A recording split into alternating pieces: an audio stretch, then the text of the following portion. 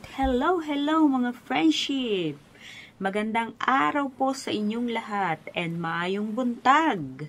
And of course, buongiorno mi amor, naimbag nga daw kada kayo amen. And guten tag. And of course, assalamualaikum yom sayid.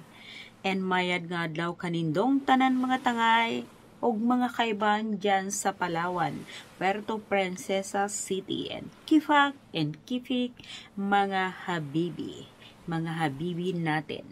And dito lang yan sa mga mata ni Angelita. Well, mga friendship, yung tatalakayin naman natin ngayon, no, yung mga nangyayari na sa ating bansa. Yung mga apocalypse na nga kaya ito.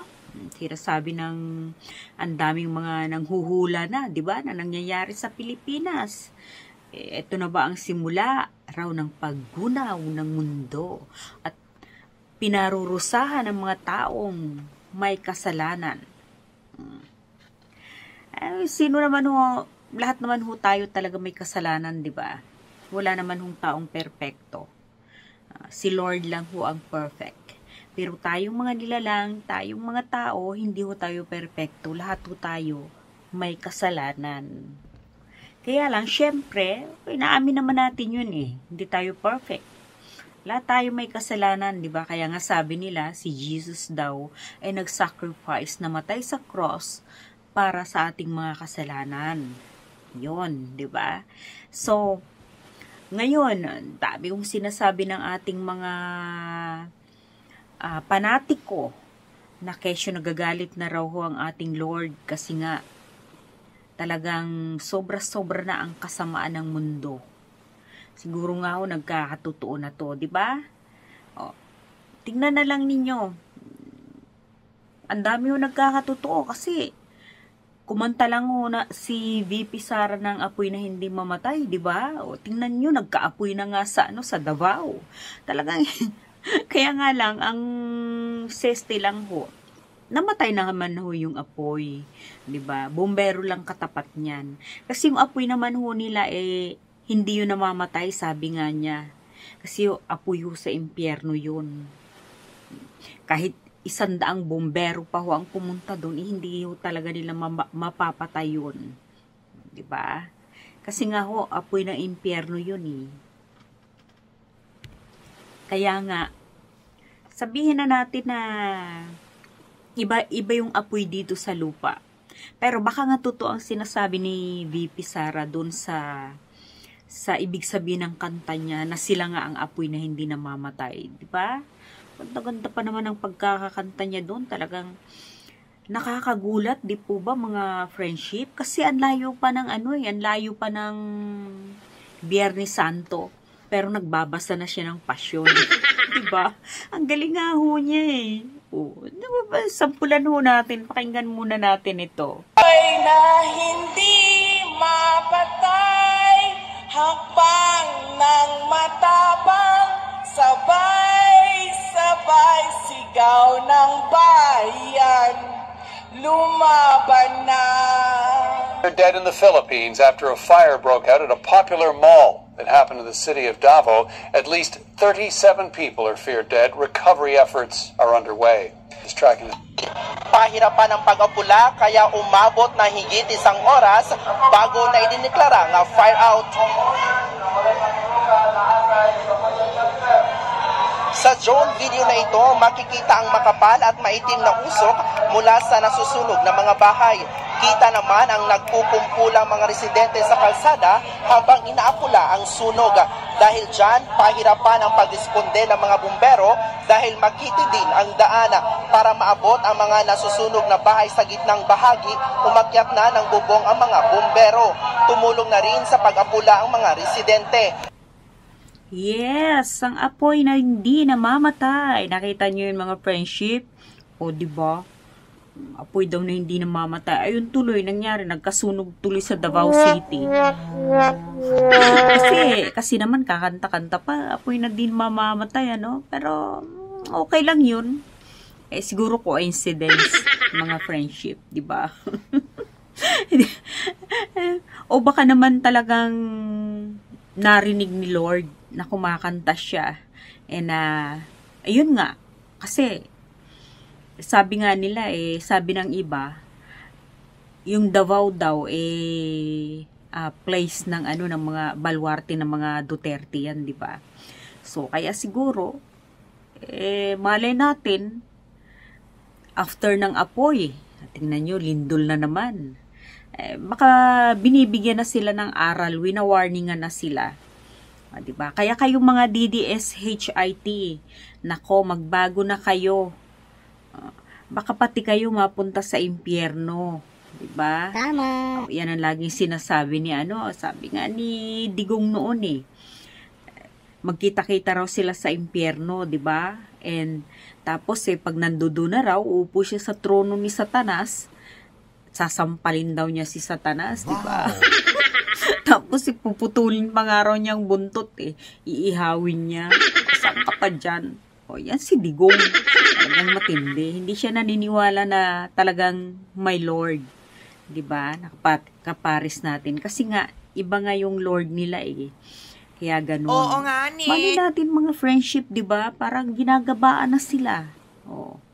Kinakarma na. Tama. Kaya yan ngayon, yung mga sinasabi nila, bumabalik na sa kanila. Ngayon nga, yan, Bibi Sara, dyan mo na gastusin ngayon yung milyon-milyong pera ninyo.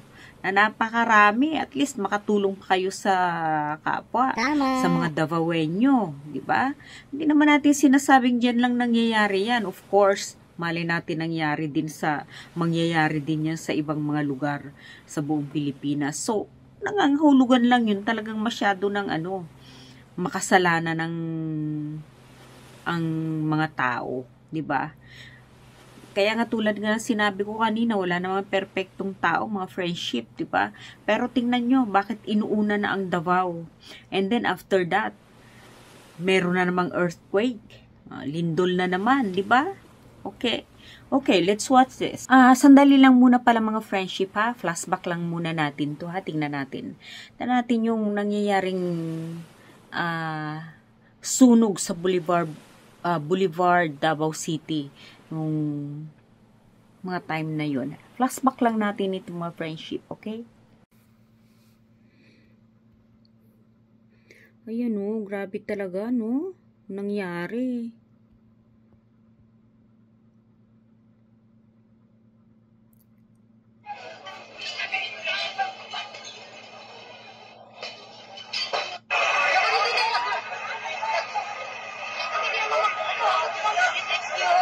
Like how?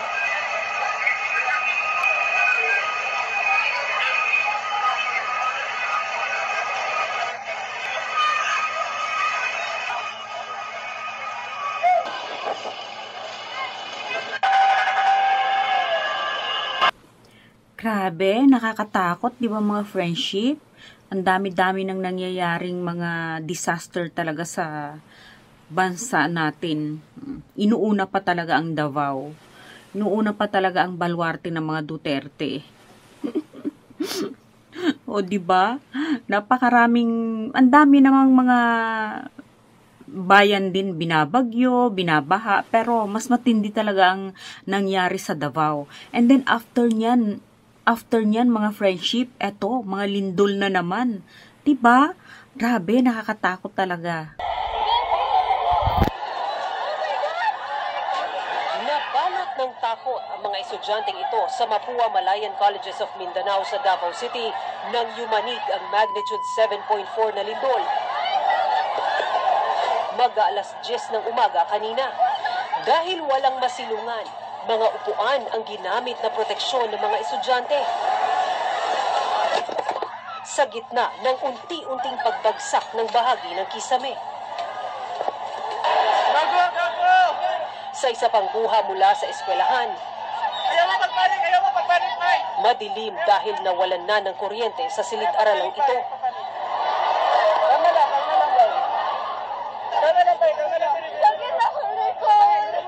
Nagkalat na rin ang mga debris sa sahig habang papalabas ang mga naghihiyawang estudyante.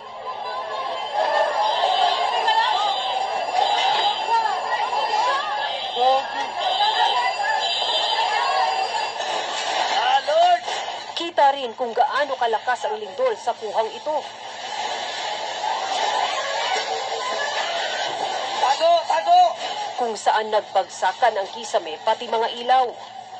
Hindi rin magkumahog sa pagtatago sa ilalim ng mga mesa ang mga trabahador. Lord! Tama na, Lord! Lord! Balot din. Mr. Floor. Humahagulgol sa 4 na kilometro timog silangan ng bayan ng Manay sa Davao Oriental. Barangay Rizal.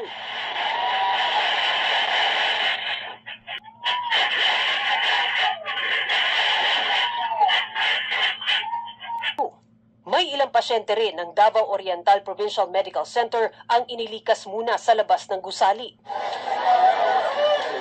Gayon din sa Southern Philippines Medical Center sa Davao City.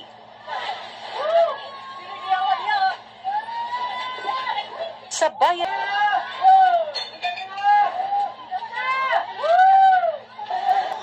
sa Panay sa Nakita nyo mga friendship, no? Nakakatakot na talaga yung mga nangyayari sa natin, sa bansa natin. Talagang eto na kaya siguro talaga yung yung parang pinarurusahan na siguro tayo ni Lord, di ba? Kasi ang dami ng mga taong hindi na naniniwala sa kanya. Ang sinasamba na kasi ng ibang tao, pera na. Hindi na sila naniniwala sa wala na silang faith, wala nang pananampalataya na nandiyan talaga si Lord at siguro sinusubaybayan talagang bawat kilos natin, di ba? So hindi na kayang kumbaga hindi na niya kayang pasanin ang lahat ng kasalanan natin. Kaya nga mga friendship, ang ating maitutulong na lang natin sa mga taong inosente na napinsala ng flood, ng mga sunog at saka ng lindol na yan ay panalangin na lang talaga. Kailangan nating manalangin kay Lord na sana ay lagi niya tayong gagabayan. Ano't ano man ang mangyari, ako naniniwala talaga ako na si Lord nandyan. Tinitignan lang niya tayo, binabantayan niya tayo sa araw-araw at kung ano ang mga ginagawa natin. Kuminsan kasi yung mga tao, yun nga, parang sinabi ko pera na ang sinasamba nila. Di ba? Tapos, may mga panatiko nga, may mga fanatics nga na naniniwala, iba-iba naman ang pinaniniwalaan.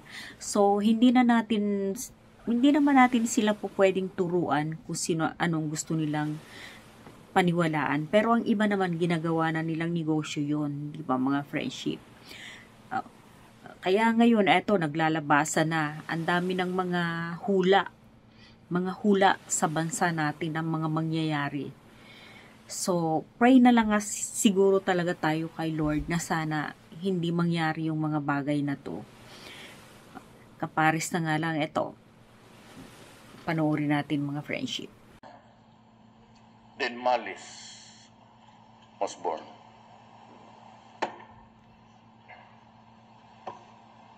Who is this stupid God? Stupido talaga itong putang kung ganun. You created something perfect and then you think of an event that would take and destroy the quality of your work. No. So tayo ngayon, all of us are born with an original sin. Ang original sin, at I said, ano man yan? Was it the first kiss? O what was the sin? Bakit original? Nasa home ka pa, may kasalanan ka na. Tsak-tsak, wala yung unang nanay pati tatay mo, wala ka makasali. Tapos ngayon, may original sin ka. Panginang klase. Anong klaseng reliyon yan? Yan ang hindi ko matanggap. Marami kayong kasalanan kung anong pinagawaan ninyo sa buhay ninyo. Impierno kayo. magkita-kita tayo doon. Yung matakot, sinasabi ko, kung mapunta tayo sa impyerno, marami tayo. At maraming magagandang, sinasabi na pala nakapunta yung magaganda. Yung magaganda nandoon sa impyerno rin. Pag ako ang namatay, totoo, at magkasabay tayo sa ganoon, mag-parade tayo, punta tayo doon sa trono ni Satanas. Ang gawin ko sa harap ninyo, sampalin ko yung putang inang Satanas na yan at putulin ko yung yung ikog, yung buntot niya. Gawain natin balbakuwa, sabayan natin ang inom doon. Wala yan. Tayo, patakutin ng Satanas, mag-take over. Protection lang, panalo talaga tayo doon. Hindi matay tangkapin sa langit. Prangka-prangka. Ang problema, pagpunta mo doon sa gate ng langit, nandoon si San Pedro, yan lang ang santo na pumuntang langit, nagdala ng manok. Sa bungiro ang buwang. Oh, 'di ba mga friendship na napanood niyo 'yun, no? Nire-reminisce lang natin yung mga mga jokes ni FPRRD. Na talaga namang mga jokes na parang mga jokes na hindi dapat. 'Di ba? Dapat din natin ginagawang katatawanan yung mga bagay na 'yan. Tama. Kapares na lang yang gagawin niyang balbakwa yung yung pati si Lucifer no? Wow. Pati si Lucifer pinalaban pa. Kung may election daw doon sa impyerno mananalo siya. Ay, nako talaga naman si FPRRD. Mga friendship, matindi talaga. Wala talagang kinatatakutan. Pati si Lord, walang kinatatakutan, no? Pati si Lord, minumura niya. Nakita nyo na yan. Yan talaga si FPRRD. Kaya ngayon, dyan siya sa dahig ngayon magmura. Doon niya mura-murahin si Lord. Doon niya putuli ng buntot ni Lucifer, di ba? Pati si San Pedro, dinawit pa. Ay, nako. Okay, mga friendship. Magpapaalam na naman po muna ang inyong Angelita. Right? And magkita-kita tayo sa susunod pa nating mga video ulit. And dito lang yan sa mga mata ni Angelita. Alright, mga friendship. Shoes. Adios, nos vemos. Que tengan un buen día. On Orabor Mesames. Arabaradichi, mga friendship. Bye-bye and sa susunod.